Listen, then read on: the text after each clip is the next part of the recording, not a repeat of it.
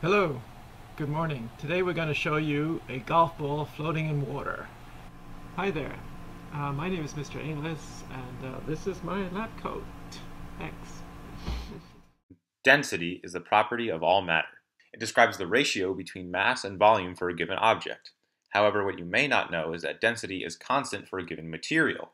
You can have a really small wooden block and will have the same density as a very large block made from the same wood.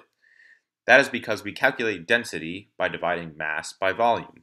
A large wooden block will have a lot more mass, but also a lot more volume, causing the ratio between the two to be the same as the small block.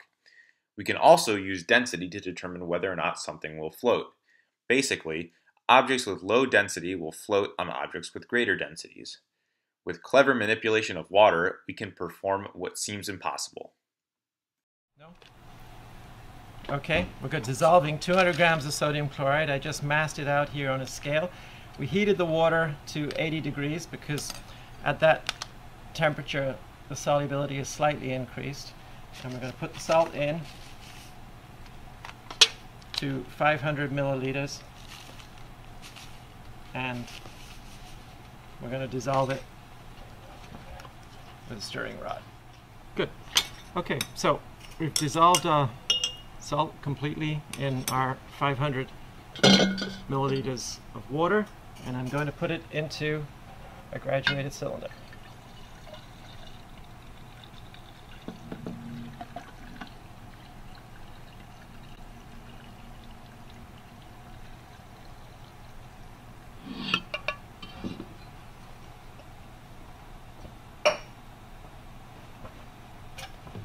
Okay, as you may notice, the volume has gone up a little bit because of the salt we put in. So we're going to continue now. The water's cooled a little bit and we're going to put the golf ball into the graduated cylinder.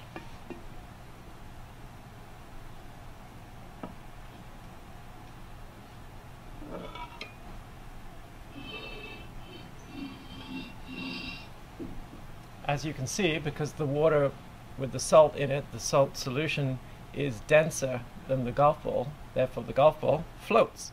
Okay, so now we're going to add ordinary water with no salt in it to the column.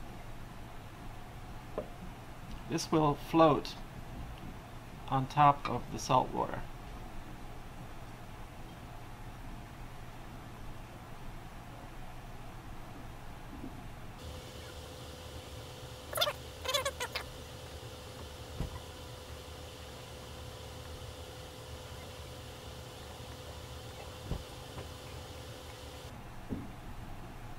All right, we have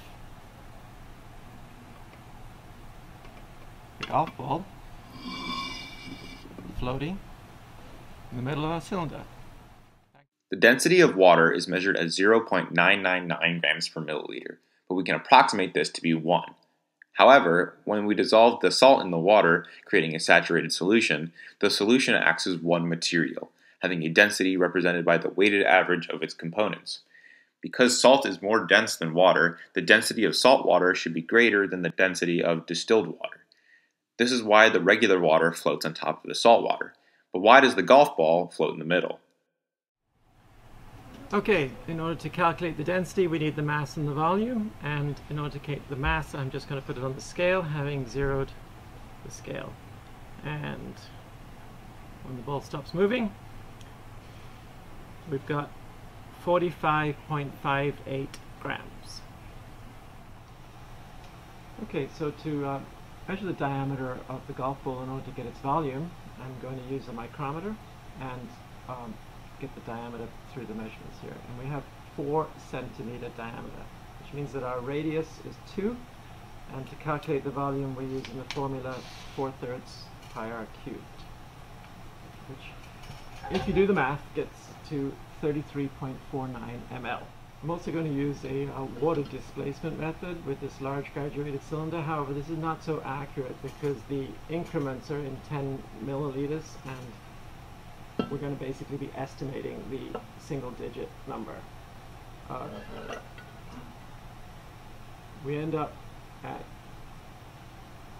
300 milliliters, and we started at just under 270. So we got about the 32, 33 milliliters again. As we mentioned earlier, density can be calculated by dividing mass by volume. Substituting in the values we calculated earlier, 45.58 grams and 32 milliliters, we calculate our density to be approximately 1.42 grams per milliliter. We know that this value is greater than the density for regular water, which is about 1 gram per milliliter, and based on our experiment, we can conclude that it's less than the density for salt water.